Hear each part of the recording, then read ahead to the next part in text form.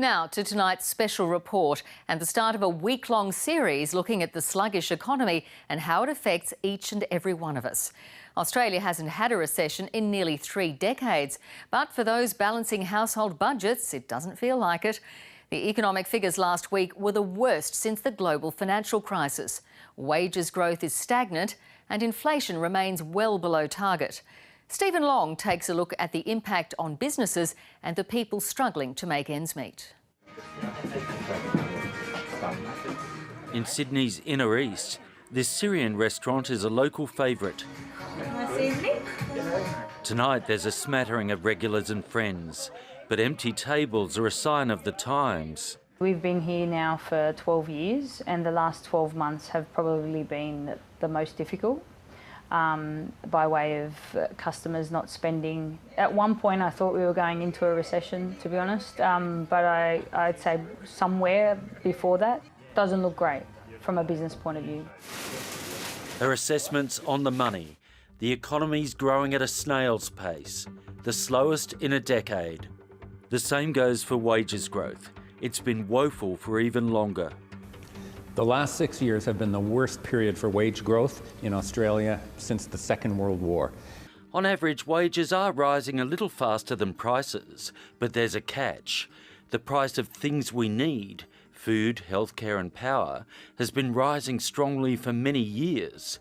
The cost of things we want, a new phone, computer, a new outfit, has been rising by less or even falling. If you spend a lot of your money on imported electronics or foreign vacations or some other luxury goods and services, maybe your inflation rate was lower than the average.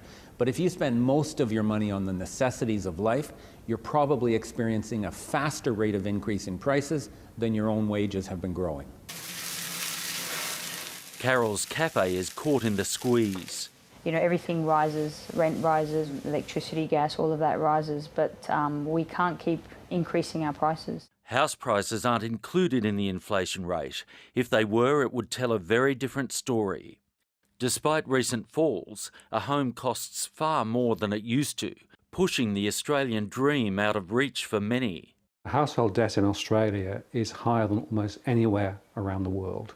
And on some measures, we're right at the top. In other measures, we're just number 2 after Switzerland. And that mountain of debt makes us vulnerable. We've got 1 million households in mortgage stress, more struggling to make those mortgage repayments, and mortgage delinquencies are already rising now. If unemployment starts to rise, that's just going to accelerate. For years, the economy's relied on mining and construction, houses and holes. But both of those sectors have now gone from boom to bust.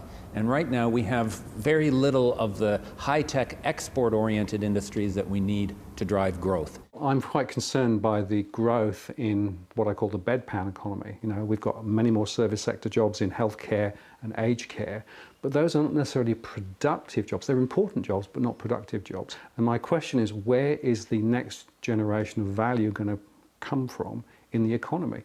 A world record 28 years without a recession in Australia has involved some good management and a lot of luck.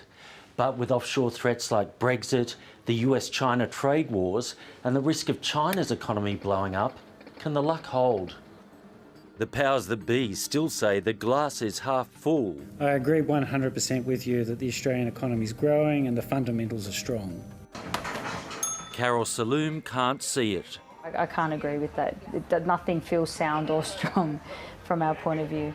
The hope is that tax cuts and interest rate cuts will top up the economy. But right now, the glass looks half empty. Stephen Long, ABC News.